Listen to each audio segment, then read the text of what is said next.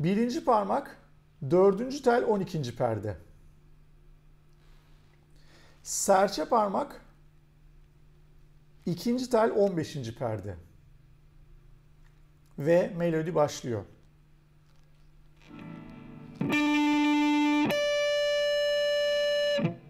...12, 15...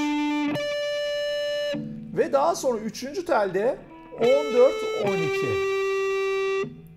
...birleştirince...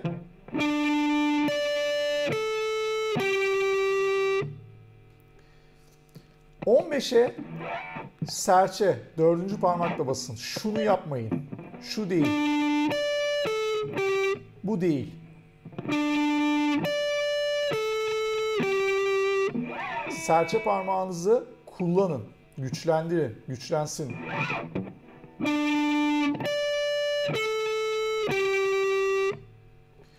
Bunu çalışın. Bu ufak cümleyi. 12, 15, 14, 12.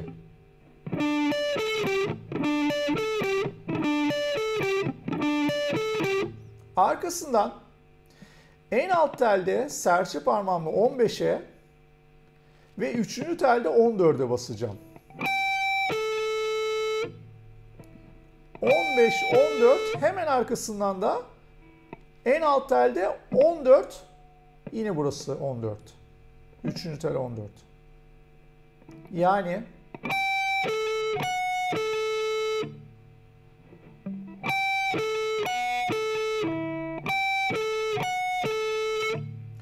birleştirince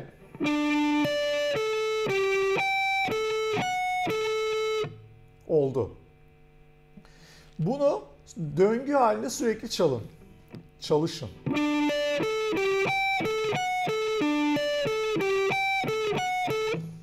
Zor geliyorsa daha yavaş.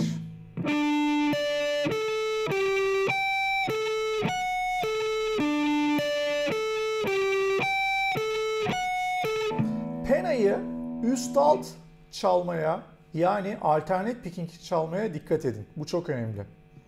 Şöyle olmaz.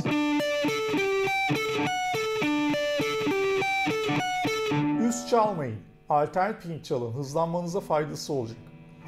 Sonra yavaş yavaş hızlandıracaksınız bunu ve şu hale gelecek. Şeklinde. Devam ediyoruz. İkinci riff sadece ilk nota farklı. 12 yerine 14'ten başlıyoruz 4. telde. Gerisi tamamen aynı.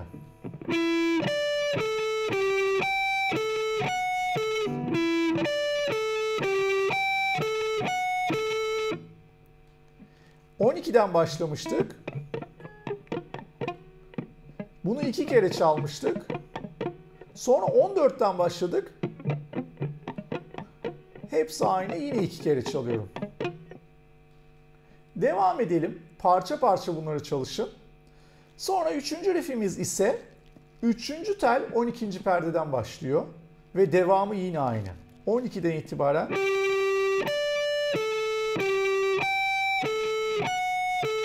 ve bir daha.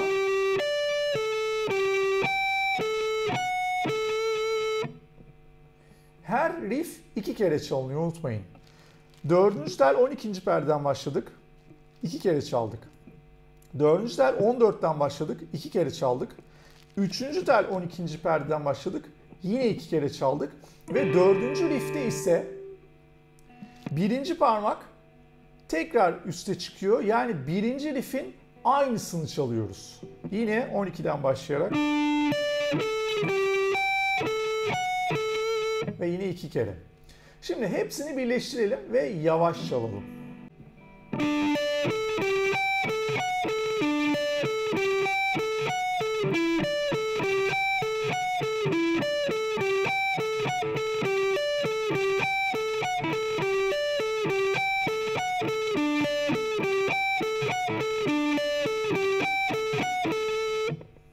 Şeklinde. Sonra bütün bu 4 riff 2 kere daha çalınıyor. İkinci gitarlar, baslar crescendo şeklinde katılıyor ikinci turda. Sonra üçüncü turda ise komple grup olarak çalınıyor daha coşkun bir şekilde ve bunun 3 kere tekrar ettikten sonra bir finali var. Finali ise şu şekilde. Önce çalayım.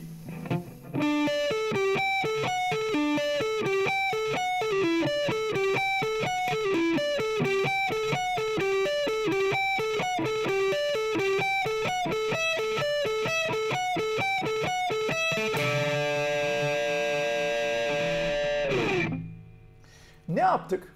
Şöyle bir şey yaptık.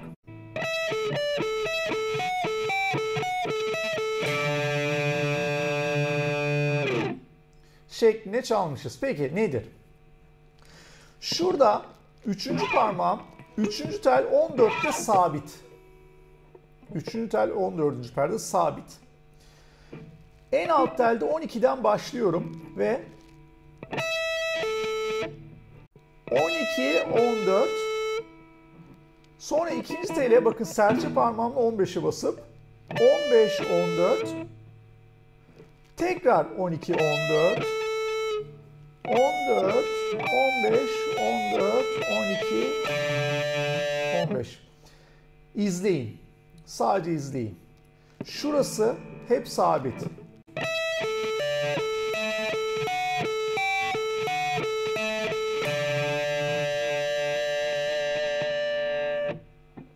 Hızlı yapınca